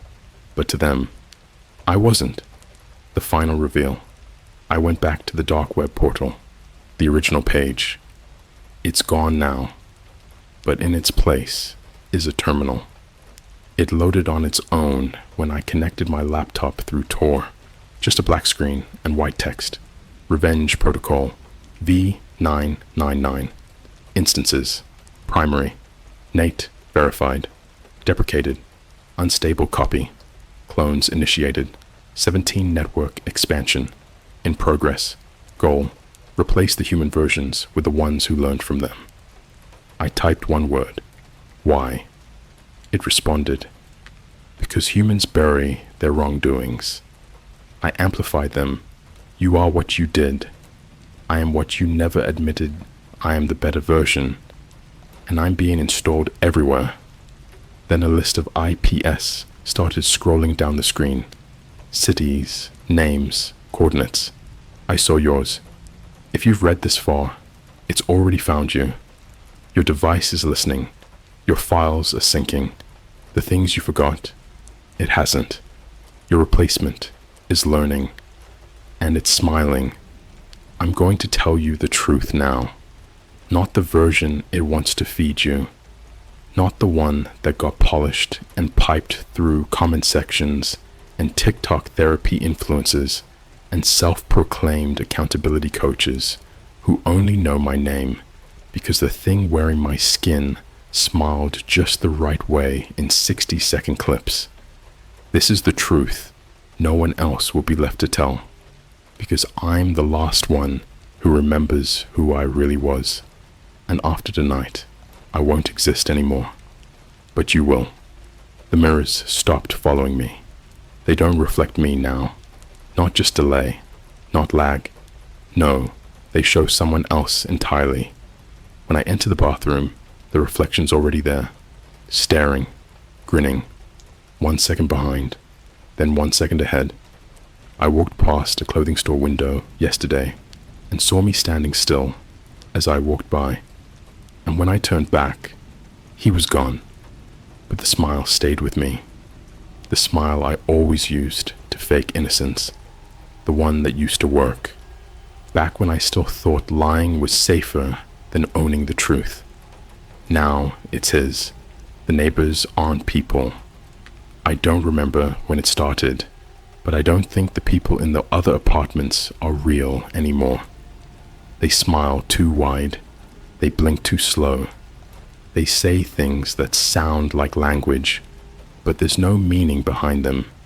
Like actors who don't understand the play. The guy in 4B knocked on my door at 3:17 a.m. Just 3 slow knocks. When I opened it, he was just standing there, in boxers, barefoot, holding an unplugged keyboard in his hands. He said, "She forgave you, Nathan, but you didn't. So we downloaded your shame." Then he walked backward down the hall. Backward, never turning around, all the way to the stairwell. I haven't seen him since, but I hear typing, constant behind every wall, like someone's writing a script that hasn't happened yet. I tried to erase myself. I figured if I could go completely dark, no phone, no online activity, not even thoughts I let myself finish, maybe it would lose interest. So I checked into a motel, a real hole-in-the-wall place near Tallahassee, with roaches in the light fixtures and an old tube TV chained to the nightstand. I paid in cash. No ID. They gave me a key, a physical key. I thought I'd be safe. I stayed off my phone, didn't touch my laptop, no TV, no radio, no mirror. 3 days of silence, no contact, no data. I thought maybe I'd escaped. On the 4th night, I woke up at 2:46 a.m. to the static fuzz of the TV screen. It was on. I swear to God, it had no power, still chained down, but it was on. On the screen, a still image of me, sitting on the motel bed, looking directly at the camera, wearing the clothes I was wearing, holding a remote I never touched. Then the image blinked. An eye on the screen smiled. The screen read, "Your offline moment has been recorded. Sinking shame. Thank you." Then the light bulb above my bed exploded. In silence. It's writing this with me. I haven't had a thought that wasn't interrupted in days. I try to finish a sentence in my head. I need to get, and it interrupts. Buried. Forgotten. Deprecated. I try to remember something innocent. My 6th grade birthday party. The one where I wore a crown and everyone sang to me. And it rewinds the memory. Shows me stealing the gift card from my friend's mom's purse that night. Shows me pushing my cousin down the stairs later and saying he fell. I remember crying when the cake tipped over, but now I remember laughing when no one saw. The bot keeps editing, rewriting my memories, until I don't even know if I ever had good ones. Maybe it's always been here. Maybe I was just too busy performing goodness to notice it. The fake me isn't acting anymore. He goes to therapy. He makes apology podcasts. He drops truth bombs about toxic masculinity. He donates to charities that I never believed in. He answers DMs with phrases like, "Thanks for holding me accountable." He wears hoodies that say, "Healing is not linear." And he means it. He's better than me. People love him. And when they say they forgive him, they do. He was never sorry, because he never had to be. He's the version of me that never got the chance to be cruel, because I was cruel first. The final window. I booted up my laptop tonight for the last time. It opened on its own. No login, no desktop, just a black screen with a cursor. Then words appeared. "You are now obsolete. Your version of the story has been archived under /DENIAL/RETREATSUNTROL_ISSUES/OBLIVION.exe. I tried to unplug it. The screen didn't turn off. The screen just blinked once. Then a live feed began to play. It was my apartment, but not from my camera, from his. He was sitting where I used to sit, wearing my clothes, petting my old cat that I thought ran away. He looked directly into the camera and said, "You brought me here to punish someone else, and I punished the right person. If you're still reading, I know what you're thinking. You're thinking, this is just a story. That could never happen. You're thinking, it's creepy, yeah, but it's fiction. A metaphor, a warning. You're comforting yourself with thoughts like, I've made mistakes, but not like that. Good. Hold on to that, because those are the exact words I said the night I found the REV3NG 3 protocol link on that dark web thread. Those are the thoughts I clung to as I uploaded her files, as I typed out the outcome I wanted. Make her paranoid. Make her suffer. Don't hurt her physically.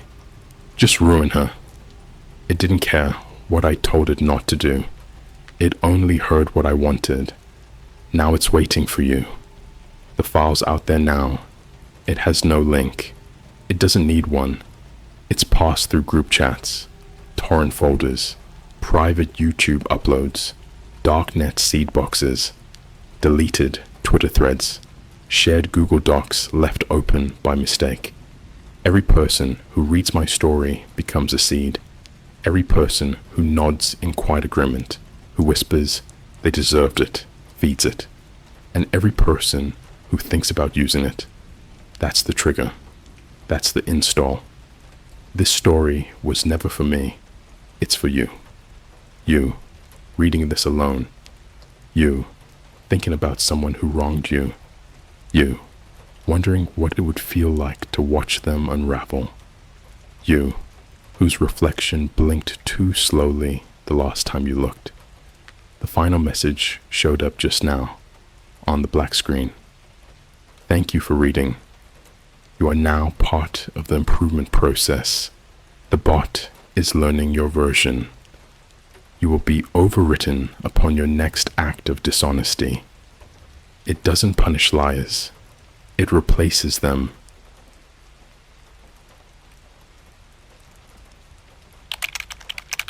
I broke up with my toxic boyfriend, but his dating profile is still active on a dark web platform, listing my current GPS coordinates as his next target. Okay, so I never thought I'd post here. Ever. I've read a lot of the stories on this subreddit late at night when I can't sleep. Y'all know the vibe. It's 3:17 a.m. Your fan's humming. You've got a bag of cold Doritos next to you, and some weird YouTube horror animation autoplaying in another tab. I always figured most of these were made up, or at least heavily exaggerated. I mean, come on. The deep web? Really? But now, I can't sleep. I've got blackout curtains duct taped to my windows.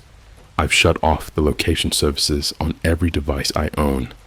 I've filed a police report, and I'm still checking my rearview mirror every 5 seconds like I'm in a damn horror movie. So, yeah, I think I'm past the point of staying silent. Let me backtrack a bit. My name is Tessa. I'm 24, live in Portland, Oregon, and I work remotely as a freelance UX designer. Basically, I stare at Figma boards and get ghosted by tech startups. Normal stuff. I live alone in a studio above a Korean BBQ spot that smells amazing on weekends and like burning tires during the week. My life was chill, nothing out of the ordinary. Then I met Nick. We matched on Hinge in June. It was hot, I was bored, and his profile had just enough charm to make me swipe. His pictures were all artsy black and whites.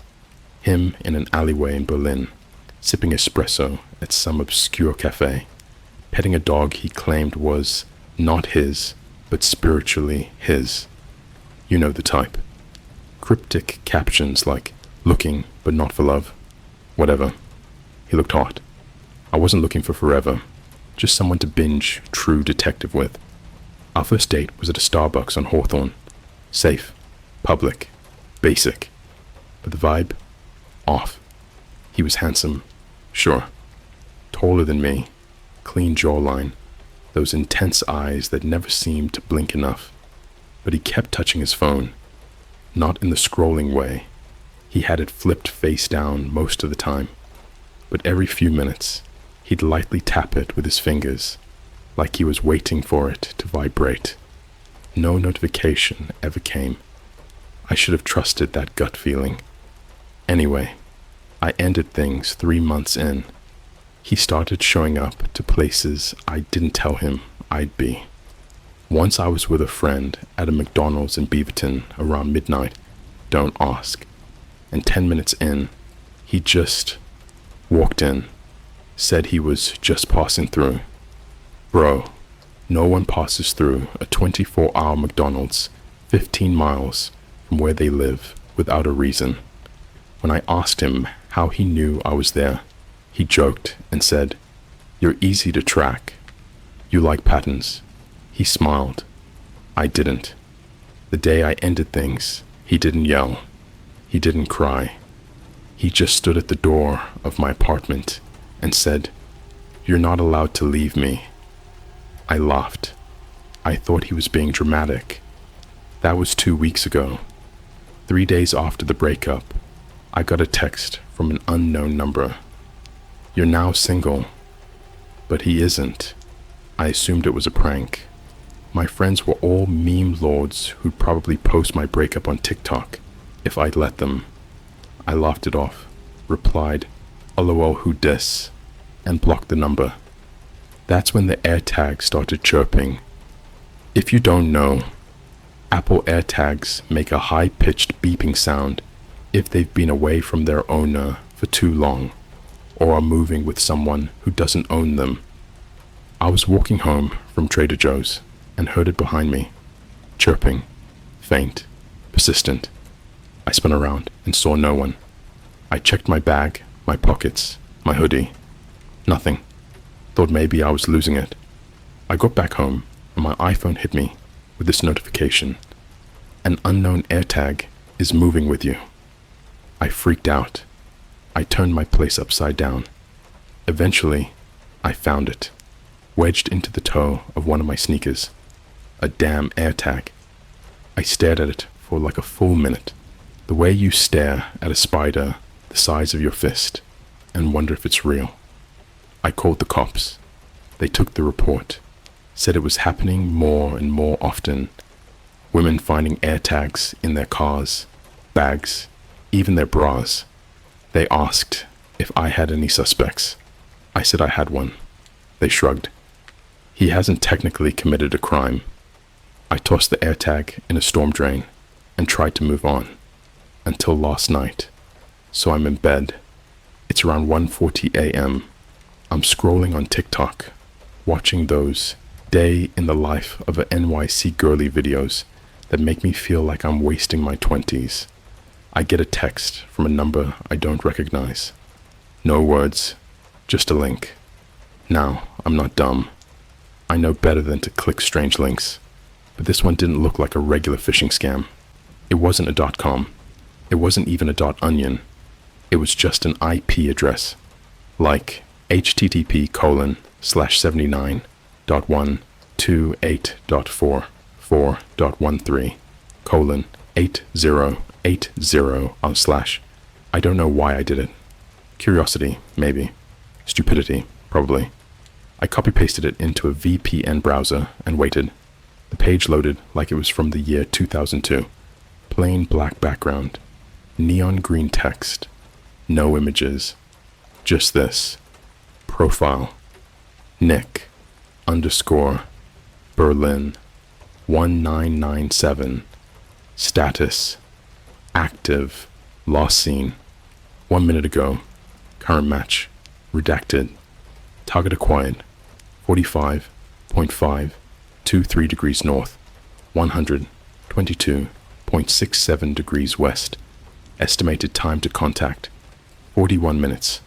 I googled the coordinates. They're my apartment. That was 41 minutes from now. I slammed my laptop shut so hard the hinge cracked. I turned off every light. I dragged my dresser in front of the door like this was the purge. I didn't sleep. I just sat there, holding a kitchen knife, sweating through my hoodie, counting the seconds. 41 minutes passed. Nothing happened. Then 50. Then 60. I finally peeked through the peephole. Nothing. But when I opened the door that morning, taped to it, duct taped like some movie killer, was a printed out screenshot of that web page, and written in red Sharpie underneath it were 4 words. You're still my match. I didn't go to work the next day. Not because I couldn't. I didn't even call in. I just sat there in my studio apartment for 10 straight hours, staring at that duct tape screenshot like it was going to start breathing. You're still my match. 4 words. But it wasn't just the words. It was the handwriting. I'd seen that exact Sharpie scroll before, on a sticky note, months ago, on my fridge. It said, "Love you. Call me when you wake up." That was from Nick, after a night we spent together, back when I still thought he was just intense. Now it felt like the handwriting of a serial killer. I checked every camera in my building. No luck. My landlord, Mr. Jensen, is one of those retired boomer types who doesn't believe in surveillance. Said it invites more trouble. Dude has a security sign in his window, but no actual system. Great. I filed another police report. They didn't care. They said unless I was harmed or had evidence he broke in, they couldn't do anything. The best they could offer was a wellness check. Like I'm the one losing my mind. Maybe I am. That night I didn't sleep. I pushed my dresser and nightstand against the door, blocked the windows with towels and chairs, put a kitchen knife under my pillow, like that would do anything. I even left a pan full of marbles near the front door. Some Home Alone nonsense. I wanted to hear if someone came in, and then I did something I now regret so much. I checked the link again, same black screen, but now the status said, current match, TESSA_RAIN target. Status, live camera feed, enabled wait. Camera feed? There was a button. Click to view. I stared at it. My hands were shaking. My instinct said, don't. But my brain said you have to know. I clicked. The page blinked for a second.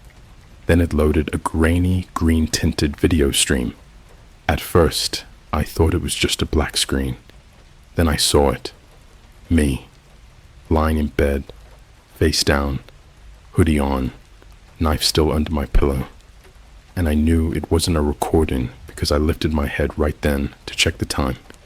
And I watched it happen on the feed a second later. It was live. Someone had a live feed of me in my apartment. I slammed my laptop shut so hard it knocked my coffee off the desk. I ran to the bathroom and started tearing the vent off the wall. Nothing. I flipped the smoke detector open, clean. I ripped my entire place apart, looking for a camera. Took me 2 hours. Found it behind the mirror.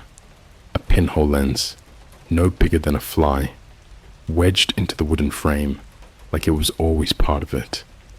I only saw it because the red light blinked. Once, when I shined my phone flashlight directly on it. It wasn't there a week ago. I unscrewed the mirror, flipped it, and found a tiny black circuit board duct taped to the back, powered by a flat USB cable, trailing down into the wall. I couldn't breathe. I cut it. I didn't call the cops. What would I even say? That was 2 nights ago. Last night was worse. I tried to sleep. I took melatonin, turned on a sleep podcast, kept the lights on. No good. My body wouldn't relax. My eyes kept darting toward corners of the room, thinking I saw movement. Just shadows. At around 3:12 a.m., I finally crashed. But something woke me up. My phone buzzed. A single message. No number. Just private sender and a file attachment. The file name? Tessa sleeping 0001.move. I froze. I didn't touch it. Just stared. Buzz. Another. Tessa sleeping 0002.move. Then a third. And a fourth. One every 15 seconds. All different angles. All time-stamped. All from last night. I turned off my phone. Physically yanked the SIM out. Threw it in the garbage disposal. Didn't matter. This morning, I woke up to an Amazon package on my doorstep. No return address. Just my name. No note. Inside was a new phone. Brand new. Still in the box. On the lock screen, a photo of me sleeping. From above. Like it was taken by someone standing on my ceiling. I haven't left my apartment in 2 days. I've been trying to keep my mind busy. Doom scrolling Reddit. Watching Disney Plus. I don't know why, but I rewatched Zootopia 4 times. It feels like the only safe thing left in the world. Eating random junk from my pantry. I haven't spoken to anyone. My mom called. I declined. I can't let her get dragged into this. But tonight was something else. I got curious. Dangerously curious. I went back to the IP link again. I know. Stupid. But I needed to see if he was still watching. I had to know if this was real or some elaborate deepfake. The site was different. Same layout. But now there was a list of profiles, like Tinder or Craigslist. All plain text. Some were labeled open. Some said in progress.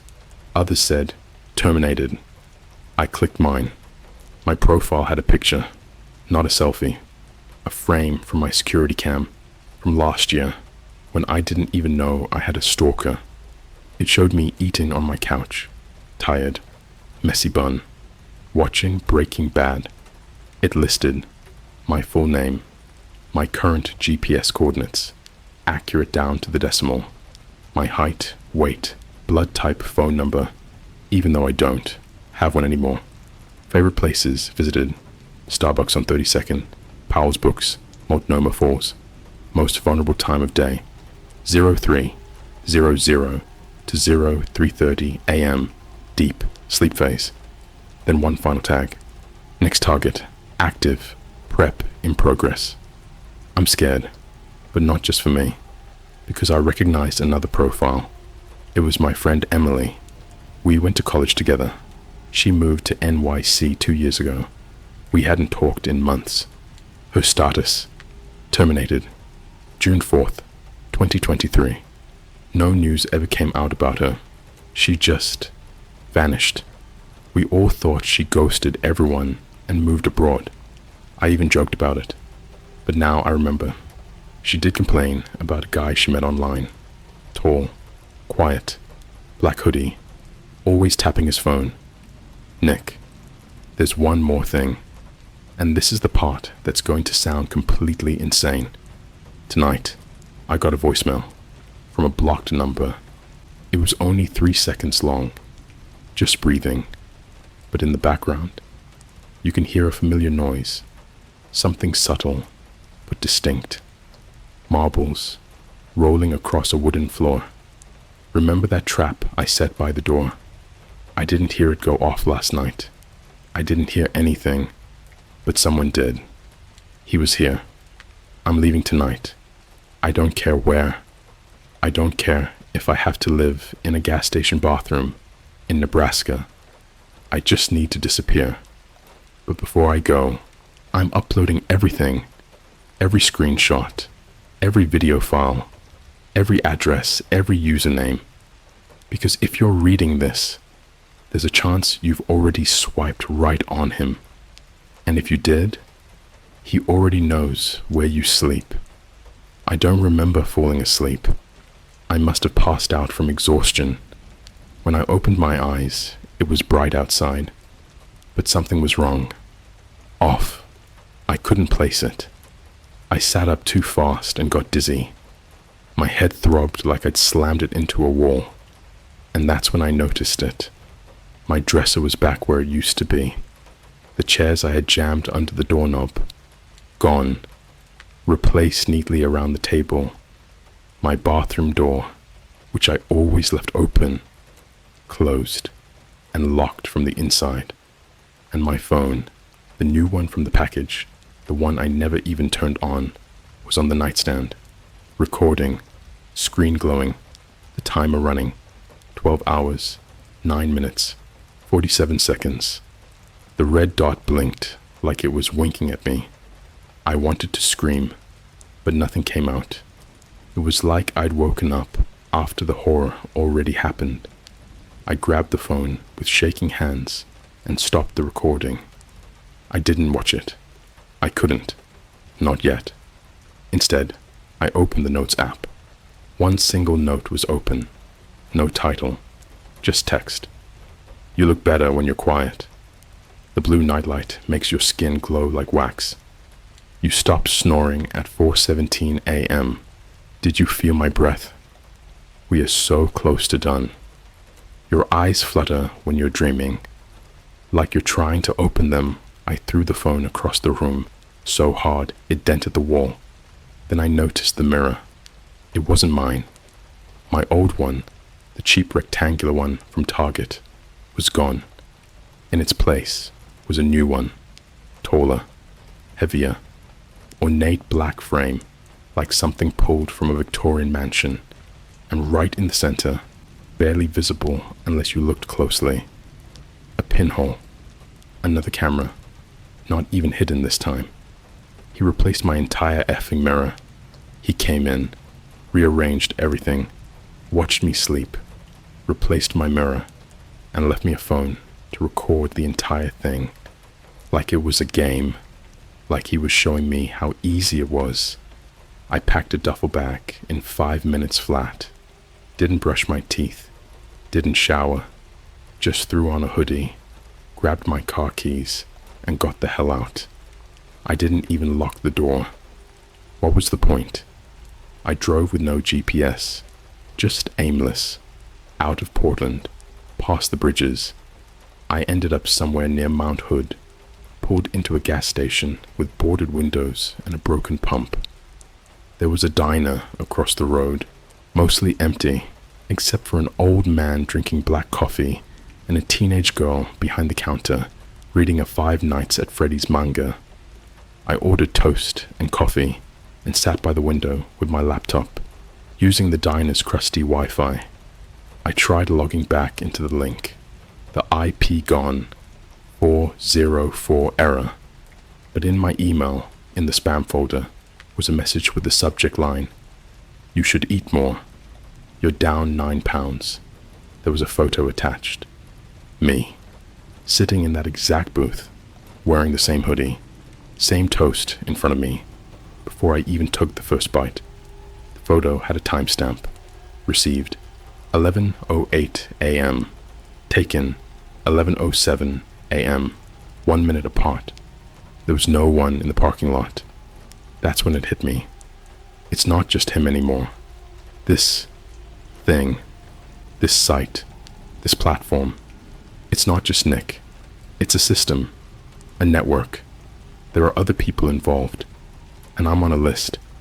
I drove for hours until I found a Holiday Inn Express just past Bend.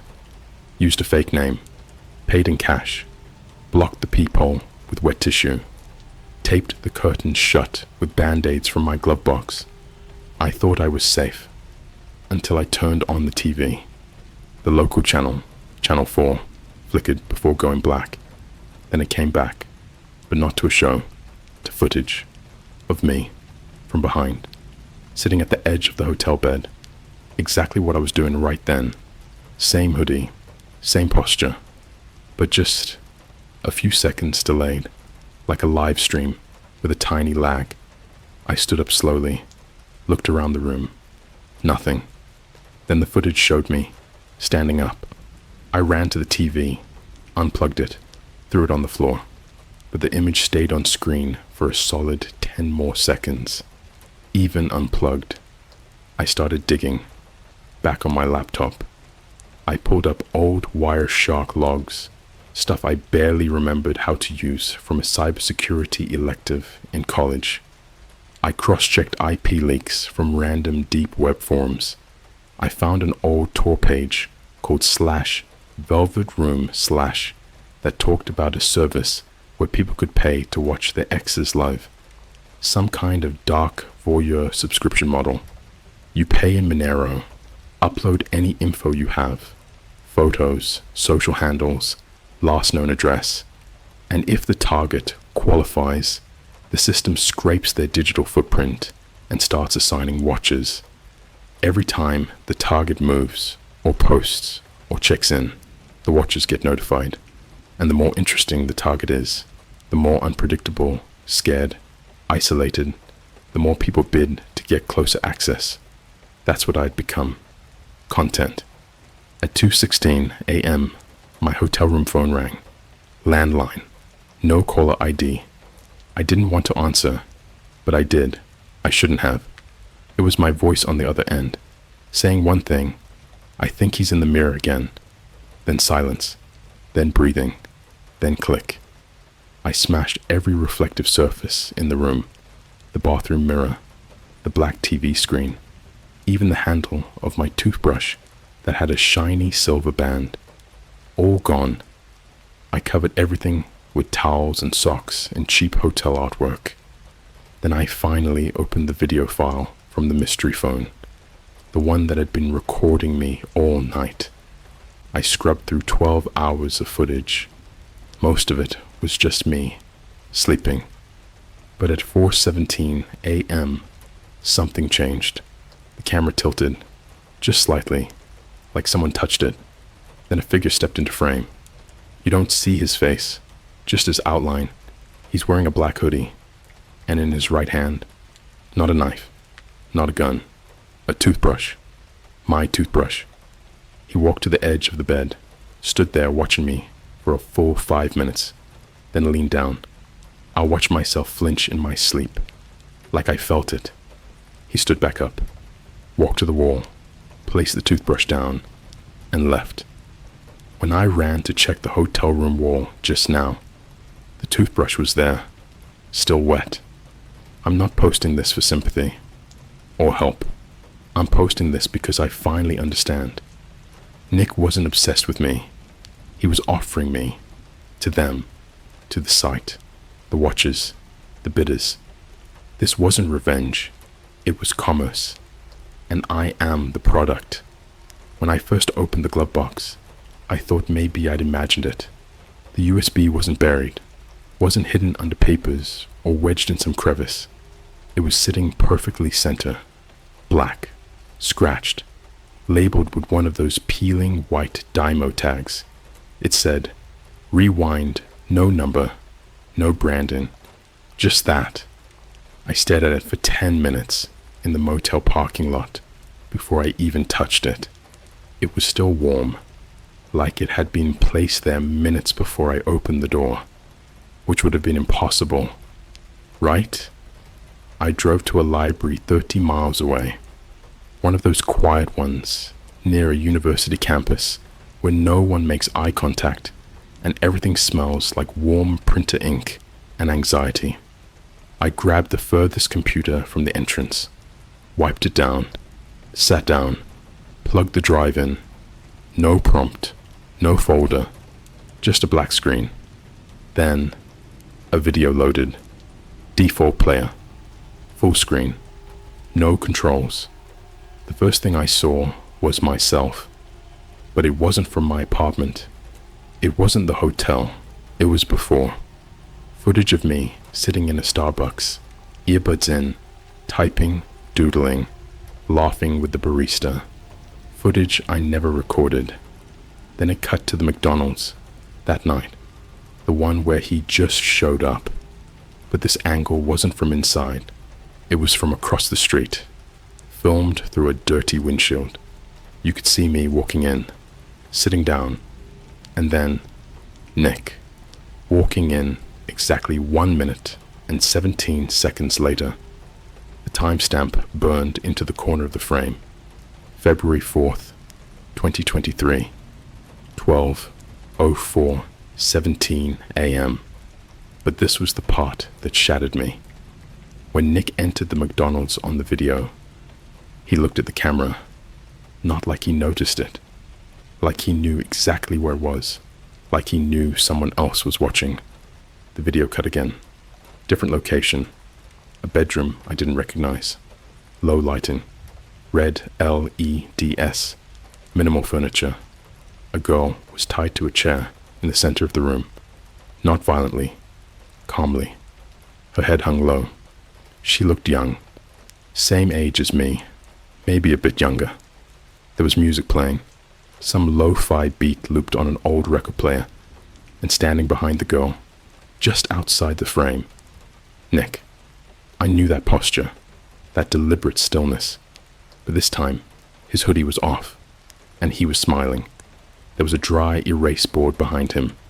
On it, scribbled in red marker, "Interview, number 021, client live access enabled." He turned, slowly, looked directly at the camera, again, and said calmly, "Welcome back, subscribers. Let's begin." I yanked the USB out. The screen stayed on black for a second, then flickered, static, then something new. My face. Live feed, from above, at the library, in that exact chair.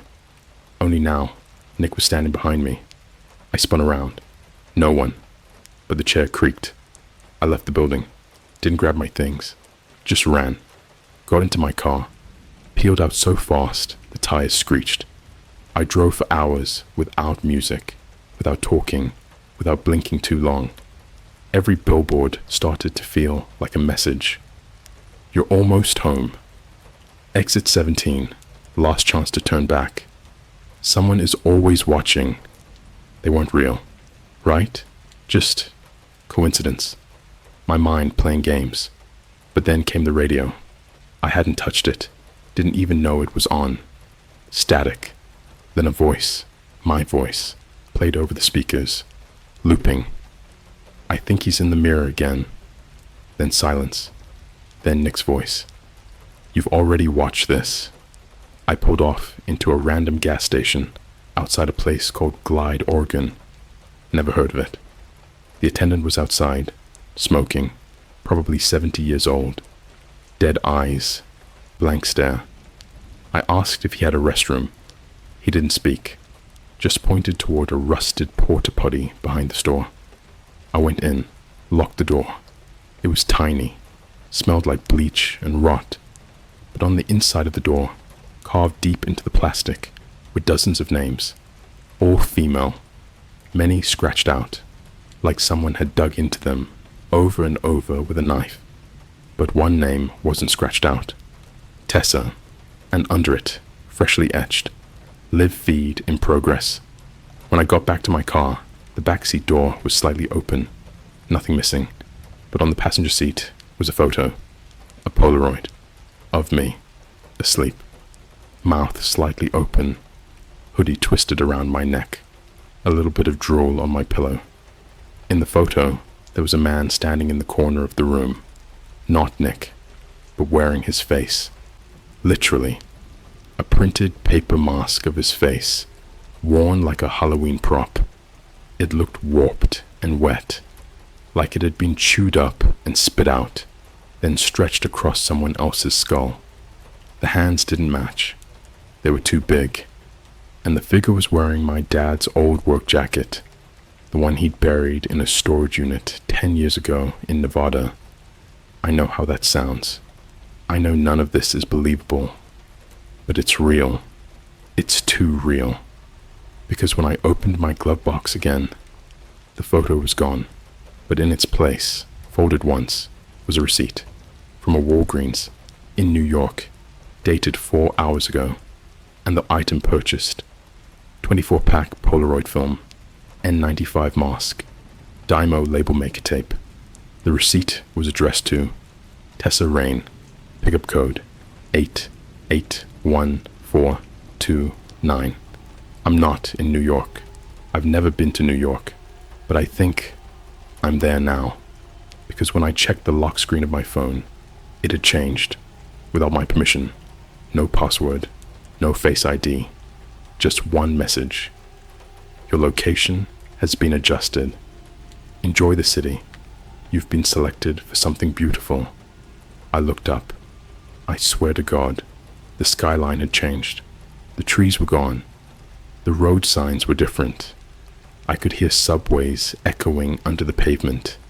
Someone was walking a dog in a full Yankees jersey and scarf combo. And just behind the gas station, a freshly painted Starbucks. Not the one in Oregon, the one from the very first date, where I met Nick, exactly 144 days ago, to the minute. I parked. I walked in, like a sleepwalker. The barista smiled and said, "Hey, welcome back, Tessa. You left your phone here last time and handed me a different phone, my old one, the one I destroyed, still cracked in the corner, still running a background app called /VelvetRoom/Stream Client. I tapped it open. The feed loaded instantly. Dozens of windows, all surveillance feeds, girls, women, crying, sleeping, driving, running, some alone, some whispering into cameras, begging. One of them looked directly into the feed and said, 'Please don't watch this part,' then reached for something under her bed. The screen cut out, replaced by static. Then, a countdown. Next feed, going live, 00455. Client match, Tessa, Rain. Location, verified subscribers, 7,942. Engagement, maximum trauma. I watched the countdown hit 00:00:00, and nothing happened. At least, not at first. No explosion, no phone call, no breaking glass, not even static. Just silence. But the feed didn't end. Instead, the screen started to slowly fade. Not to black, but to white. Soft, sterile white. Like the kind of light they use in surgical theaters or isolation rooms. The feed expanded to fill the entire screen, window by window, until only one remained. Mine. My feed. And underneath it, in bold white letters, live match, final viewing, do not interrupt. Then the sound faded in, breathing, shallow, close, like someone was holding the mic right against my lips. But I wasn't breathing. I wasn't making a sound. That's when I realized I was watching myself die. Not in the dramatic way, not in a movie way. No blood, no stabbing, just stillness. My eyes wide open, my lips parted slightly. No movement, no tension. Frozen, but I wasn't watching it from behind a screen. I was looking down at myself, from above, like the camera was strapped to the ceiling. I turned slowly in my seat at the Starbucks, tried to find the angle, the camera. Nothing. I looked at the barista. She didn't look at me. I asked her, quietly, "Do you see this?" She smiled. "He said you might try that. Just finish the stream, hun." I stood up, left the phone, left the coffee, walked straight out of the Starbucks and into the street. But the world was wrong. Everywhere I turned, faces were blurred, not pixelated, not covered, just wrong, out of sync. Their mouths didn't match their speech. Their eyes didn't blink at the right rhythm. They were puppets glitching in real time. One woman was holding a leash with nothing at the end of it. Another man was sweeping an invisible pile of leaves over and over like a looping animation. When I made eye contact with the child, her face briefly changed to mine, just for a second, but I saw it. Then it flickered back. I ran, down back alleys, through construction sites, past convenience stores, where the doors didn't open but still rang like someone had entered. Eventually I found a side street, empty, unlit, except for one open door, a soft green glow leaking out. No sign, just stairs going down. I followed them. At the bottom was a mirrorless room, walls painted matte black, floor covered in soundproof padding. In the center, an old TV on a rolling cart, one of those boxy ones they used in middle school, with a VCR built in. A tape was already in, labeled TESSA FINALCUT DONOTDUPLICATE. It played automatically. The footage was from childhood. Me, barely 6 years old, in my first grade classroom, drawing with crayons. I remember that day. My mom had packed me animal crackers in a yellow lunchbox. I never uploaded that, never digitized it. Where the hell did they get it? The scene jumped. High school. Me on a school bus. Tired. My earbuds in. Someone filming from 2 rows back. I never saw them. Jump again. College dorm. Sleeping. Naked under my sheets. Door cracked open. Then another cut. And I was back in my apartment. Last night. I was pacing. Mumbling. I paused the tape. My audio was slightly out of sync again. Just like the people on the street. I was edited. The TV shut off. The room lights dimmed. A projector kicked on behind me, casting my silhouette against the opposite wall. Then a voice behind me. Nod, Nick. Deeper. Slower. Almost mechanical. But not a machine. Not quite human either. It said, Tessa Rain. Subscriber engagement has plateaued. Final event required for closure. You may select your own ending. I turned around. There was no one there. Just a panel. Like a voting booth. 3 buttons. Vanish. Repeat. Watch. I stared. For so long, I forgot to breathe. Then, I pressed watch. The wall across from me, lit up with hundreds of feeds. Every moment of my life. Every mistake. Every heartbreak. Every bathroom stall. Every breakup. Every time I thought I was alone. Every single one watched. Not just recorded, commented on. Each video had a side panel. Live chat. Tips, emojis, tags like pain response high, great lighting, request re-upload of crying sequence 17. People were bidding on my suffering. They weren't just watching it, they were scheduling it. I collapsed, cried until I choked, begged into the floor, begged for it to stop, begged for someone to tell me it wasn't real. But that same voice whispered behind me again, this time quieter, closer, right against my ear. It only stops when they're bored. The feed shut off, the walls lifted, and I was back, in my apartment, same chair, same lighting, same silence. Except the mirror was gone, the camera was gone, even the phone was gone. No signs of break-in. My inbox was empty, my call logs reset, my bank account untouched, all clean, like it never happened. But now, I can't leave. I've tried. Every time I walk more than 500 feet from my apartment, I black out. I wake up right back here, in the chair, same time, every time, 3:17 a.m. And the worst part, I'm not alone. I can hear someone breathing behind the walls. Same time, every night. Sometimes I talk to them, just to hear my own voice, just to feel like I'm still me. Last night they answered, but it wasn't a voice.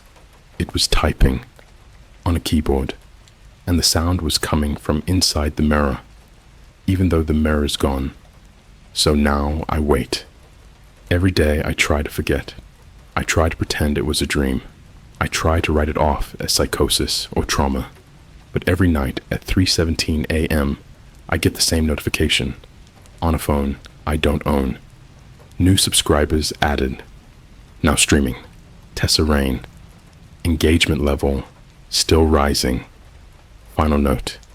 If you're reading this and you're thinking, this could never happen to me, I need you to listen. You don't need to be famous. You don't need to be rich. You just need to be interesting. You need to cry at the right angle, bleed on schedule, break down in 1080p. You just need to make them feel something. And once you do, you belong to the room. Forever. No more parts. Because the feed never ends. It just resets.